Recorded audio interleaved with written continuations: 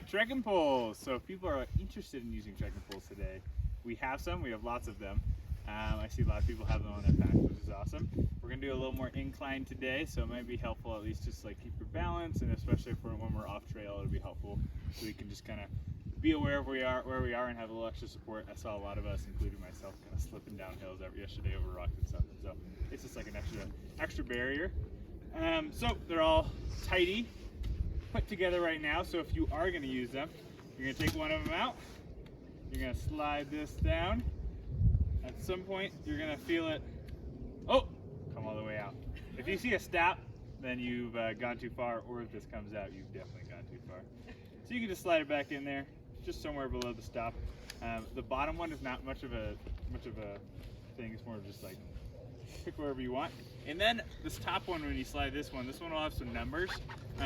You probably want to do this on like flatter ground, or if you know you're going to be hiking uphill, then you can kind of do it right here because you know you're going to be on this kind of incline the whole way. If you're going downhill, you're going to have a different adjustment.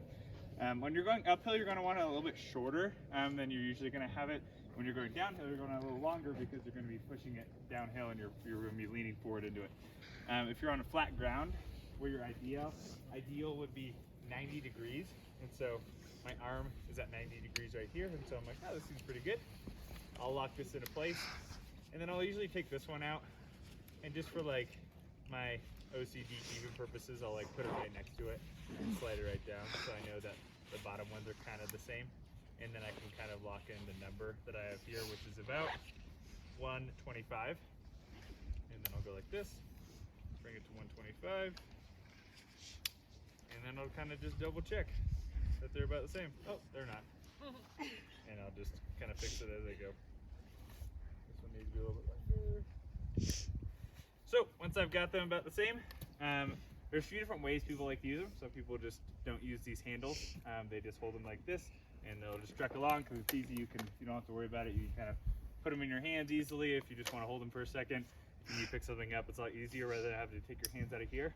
I personally like putting my hands in here because the way that you can put them in is if you slide them from the bottom to the top, then you can lean. So now my hand is like, when I go like this, it's kind of leaning on it. And so when I'm hiking, I don't even almost have to hold my trekking poles.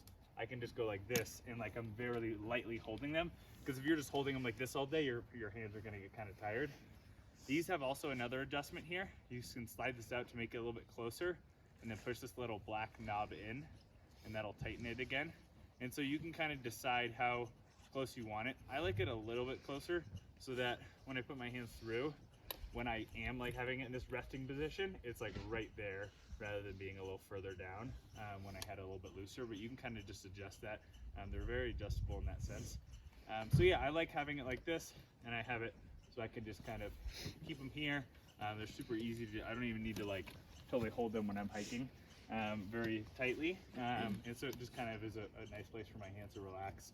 And when we're on a break, I just can hang out like this, and it's as if I'm just having little arm rests as well. Yeah, that's pretty much the quick and dirty on these. Obviously, if there's sometimes these can get, if you are hiking and you're feeling and you press down and it does that, you can look at this setting right here. So this one was solid because it didn't get pressed down. This one wasn't. And so this little screw here, you just tighten that a little bit, and that will make it so this mechanism that locks it will be tighter. And so you guys will just, if that happens and you're like, why is my trekking pole getting smaller and smaller throughout the day? You just tighten this a little bit, and then it'll be a little harder to lock, but it'll be super solid now and it won't go down.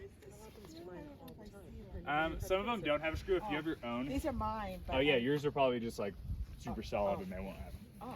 But if they do have a screw, it's just so you can tighten them down or loosen if you And want. why in the world would it say R and L? Because I never paid attention to that either. These are weird, aren't they? Yeah, I mean, right? I think they're contoured to your right and left hand. Right and left hand, R and L. Yeah. Yeah. That makes sense. Yeah, it might be just like the way that since you usually have your hand on the outside, it might have some extra like support there for your outside of your hand. So. You're so fancy. One more silly. Oh, sorry, go ahead. You're so fancy. I have another silly question. Yeah. So I was hiking. I've had these quite a long time, and I think they might have come with some rubber things, but I've always hiked with this. But I was hiking Mount Washington. I was the only one that was click, click on the rock. Yeah. And so they all had these tips, so I bought them, but they didn't stay on. It used to the. Yeah, those will have more grip on rocks, so it's kind of annoying when you hear the click. But this, like these actually, see, it's like you're a rock climber. Like this is like on a very hard angle and it's still holding there, versus a rubber might slip off. And so, though it may be kind of annoying, it'll hold much better when you're going across. Because I was thinking maybe these. Okay. Yeah, these have like tiny little grooves in them that'll hold a lot better on rocks. Sorry, just. And No? are you just going to have those in your hand like all day, or are there going to be times that you use them, put them away? There'll be times when I put them away and use them. You can totally do whatever. Obviously, they're super easy to put away. You just click them a couple times and go like that, and you're good. You could just put them, attach them. A lot of you guys have them really well on your packs. You can put them on sides. You can put them on one side. You can kind of do whatever. Yeah, I like if you're like, these are kind of nice, and you're like, okay, I'm done with these. I'm gonna put them away for a while. You can put them away and then pack them back out during breaks and stuff. So yeah, you don't have to use them the whole time, or you don't have to use them at all. So yeah. Any other questions about trekking poles or anything like that? Sorry if you already knew most of that, but just wanted to give a little overview. Is it more recommended uphill or downhill? I kind of like it on the downhill a little more, just because you're kind of like, it just helps you like kind of be steady going downhill.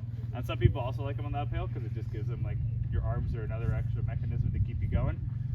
But I kind of like them downhill because I'm like, just using them to kind of stop myself so I can go a little quicker and like be like, oh, here I go. And like stop myself pretty easily. So yeah. Any other questions? Thanks, Noah. Sweet. Yeah, thank you guys.